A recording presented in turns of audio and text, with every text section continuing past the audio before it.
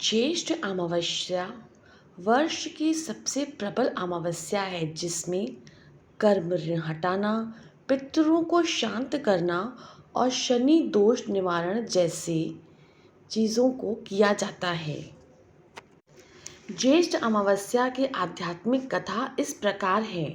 बहुत समय पहले एक गांव में एक धर्मनिष्ठ ब्राह्मण परिवार अमावस्या के सभी अनुष्ठान ईमानदारी से करता था। एक वर्ष माँ बीमारी के कारण अपने पूर्वजों के लिए ज्येष्ठ अमावस्या का श्राद्ध नहीं कर पाए।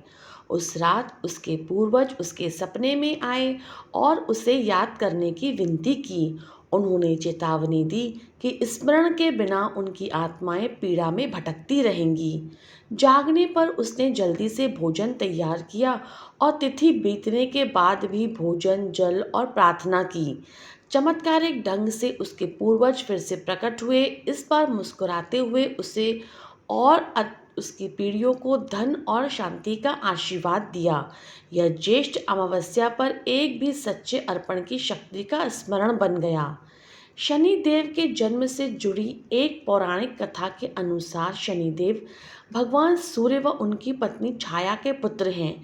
सूर्य का विवाह संज्ञा से हुआ था जिसने मनु, यम एवं यमुना नामक 3 संतानें हुईं। विवाह के पश्चात कुछ समय तक संज्ञा भगवान सूर्य के साथ रही, परंतु अधिक समय तक सूर्य का तेज सहन न कर सकने के कारण उन्होंने अपनी छाया को उनकी सेवा के लिए समर्पित कर दिया।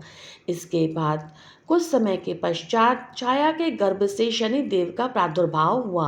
हालांकि जब सूर्य देव को ज्ञात हुआ कि छाया वास्तव में संज्ञा नहीं है, तो वे अत्यंत क्रोधित हो गए और उन्होंने शनि को अपने पुत्र के रूप में स्वीकार करने से इनकार कर दिया। इसी कारण शनि व सूर्य पिता पुत्र होने पर भी एक दूसरे के प्रति बैर की भावना रखने लगे।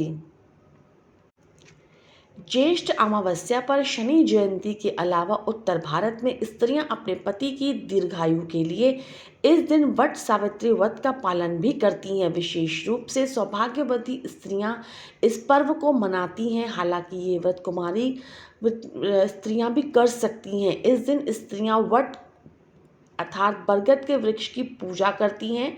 साथ ही साथ वट सावित्री व्रत के समय यमराज व सत्यवान सावित्री की पूजा करने का भी विधान है। मान्यता है ऐसा करने से स्त्रियों का सौभाग्य बना रहता है। इस दिन पवित्र नदी में या घर पर ही गंगा जल मिलाकर के स्नान करना चाहिए।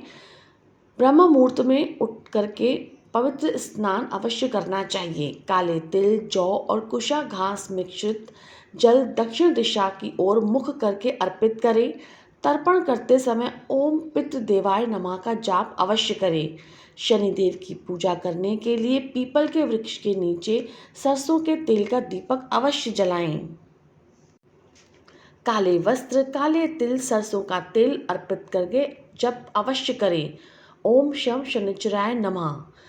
वट सावित्री व्रत के लिए वट यानी अर्थात बरगद के पेड़ की पूजा अवश्य करें। पति की लंबी उम्र और परिवार की खुशहाली के लिए प्रार्थना करें। सूर्यास्त तक निर्जला अर्थात बिना पानी के या फलाहार व्रत रख सकते हैं। शाम की पूजा के बाद सात्विक भोजन करें। गरीबों को लोहा, तिल, काली उड़द की दाल, जूते, चप्पल, भोजन इत्यादि का दान करें। पितरों और शनिदेव के नाम पर भी अवश्य दान करें। माना जाता है कि ऐसा करने से पैतृक कर्म और आत्माओं को शांति प्राप्त होती है। यह वित्तीय और शरीर संबंधी बाधाओं को दूर करता है, मानसिक स्पष्टता, शांति लाता है और बुराई से सुरक्षा करता है। घर को शुद्ध करता है, नकारात्मकता और दोष का निवारण करता है। पैतृक आशीर्वाद परिवार वृद्धि के लिए उनका आशीर्वाद प्राप्त करने में सहायता करता है।